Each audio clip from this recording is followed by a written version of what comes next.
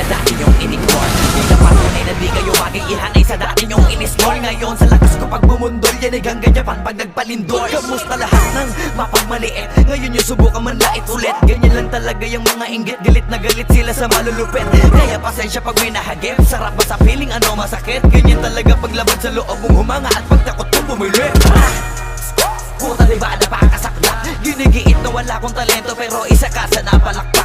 Sige-sigilan nakakaputak, sa pandinig mo ay isalpak. At na mahina laman na awitin hanggang sa ang utak mo'y mabakbak. Ano masarap ba? Nakakatawa lang lahat mga talangka. Pare-pareho ng kinahiligan pero ba't naghihilahan pababa? Dahil ba di matanggap na kinayo ko na lahat ng hindi nyo magawa? Parang hinamak nyo lang mga karagatan na ang gamit lang ay bangka. Hibang ka na yata. Ibang ka na yata. Ibang ka na yata. Ibang ka na yata.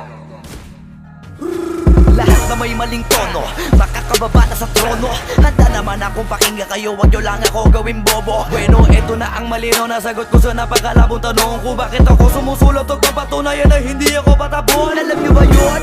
Malamang hindi kasi hindi kayo alisto. Sa sobrang bulag nyo sa katotohanan, lahat kayo ay pinanisko. Hindi na uso dito palawakan ng koneksyon, kundi ka isasabi sa malabong makakuha ng atensyon. Hindi ako nakipag-unahan pero bakit ako ang nasa harapan? Samantalang yun nakipagtulakan sa likuran, sila pa ang napag-iwanan. Ako ba ang dapat na alisin? O baka di pa di napansin? Kung totoosin ay mas malaging mo o galing palagi nagmamagaling. Lokohin nyo, lelangin nyo, wala na kayong mauulol pa.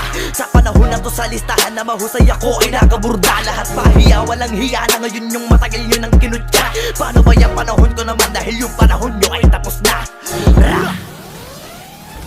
Shout out to my boy Flow G. I'm gonna kill this shit right now. Yeah. Pen. Ang mundong to'y lunod sa inggit, puro linta ko magsisipsip. Kapag may bago na ko antimano, tingin na agad nagsusumiksip. Kaso iba ko pag may nakita ko, meron na agad ako na bagong plano kung paano maglaho yung taong ayaw mag-iba. Yung papalitan ko na ng bago.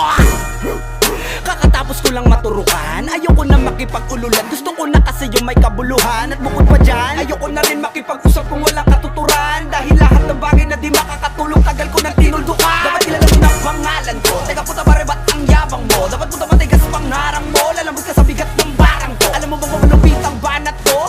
Hindi ka na dito belong. Tangina mo pag kami nang yamot sa'yo, dapat hindi ka bigol.